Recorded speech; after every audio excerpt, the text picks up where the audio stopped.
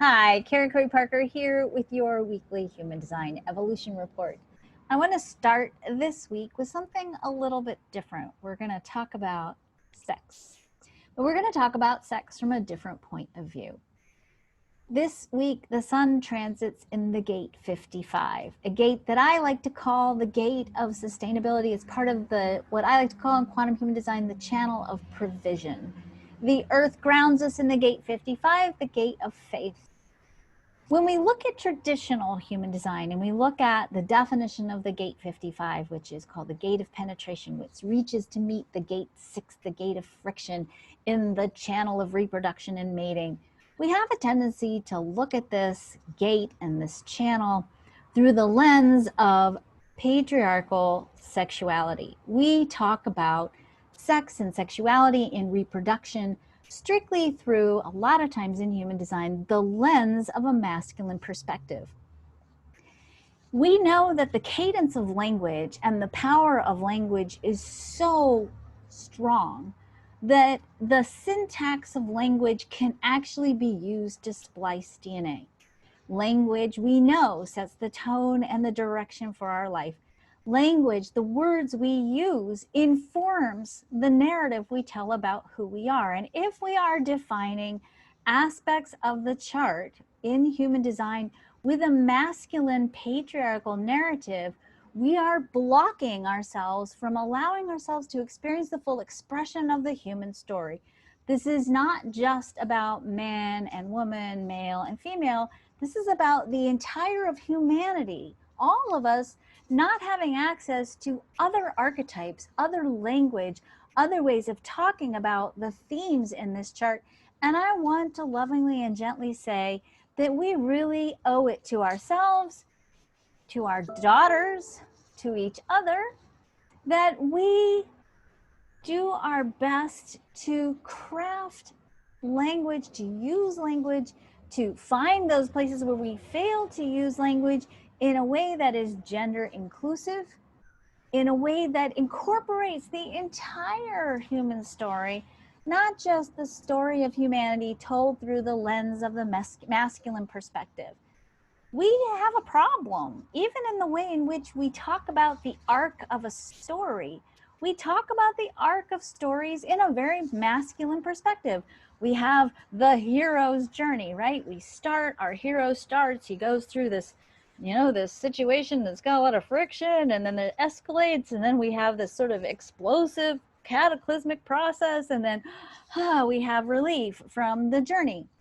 That is not the nature of the feminine arc of storytelling. Feminine storytelling is cyclical and spiral in nature.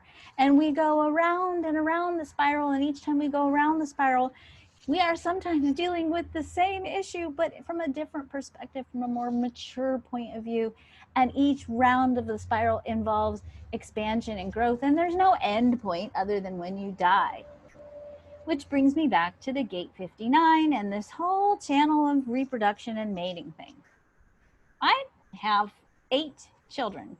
So 5 of them that I have birthed through my own body and sustained through nursing for more than 14 plus years. Probably more information than you wanted to know. But here's the thing that I know as somebody who has literally borne the consequences of the energy of human sex and sexuality.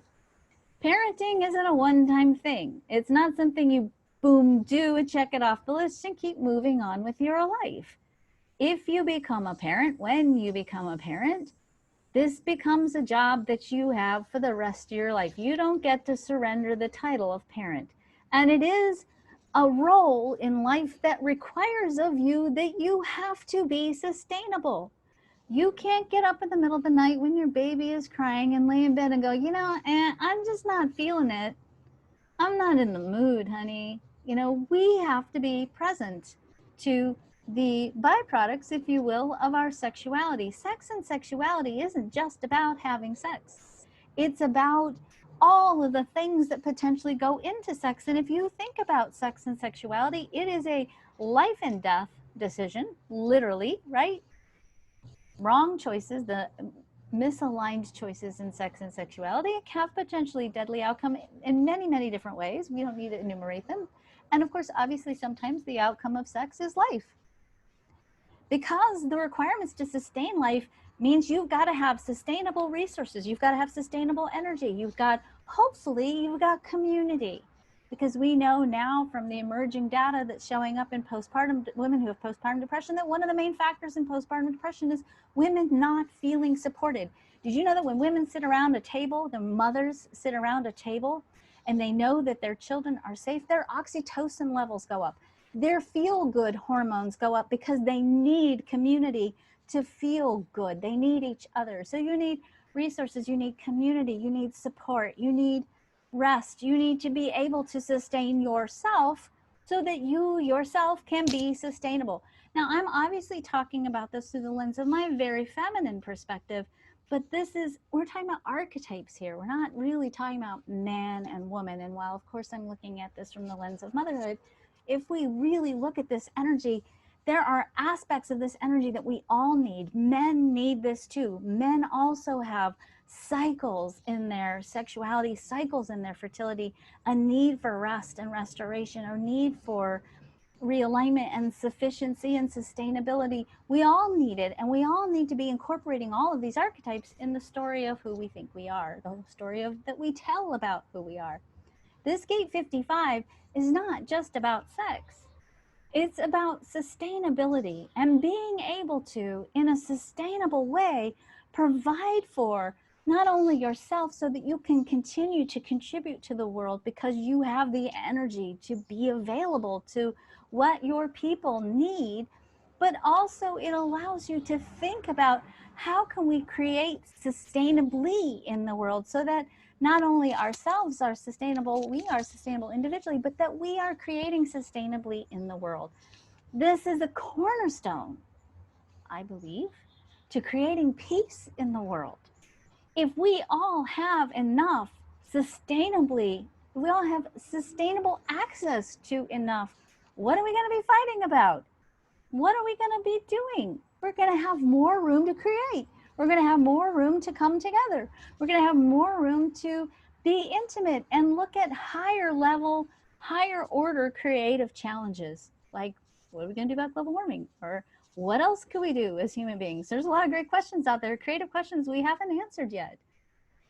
So this week, with this energy, the sun moving through the 59, I invite you to really investigate and explore for yourself, where are you limiting yourself from allowing yourself to be sustainable in the world? What do you need to do to create more so that you have more? The earth grounds us in the 55. This is the energy of faith, meaning when we can anchor ourselves in the idea that we're going to be okay, that we have enough, that our ability then to be sustainable and to share sustainably goes up exponentially. Think about it. And hopefully this is something, a reference point that you have in your life. I hope that for you. Think about what kinds of questions you ask about the possibilities for your life when you know that you've got all the basic bases covered. When you know you have enough money in the bank, when you know you've got a good relationship, and you've got shelter and safety. Don't you know that the questions, the things you contemplate, the possibilities for your life are so different than when you're afraid that you don't have enough?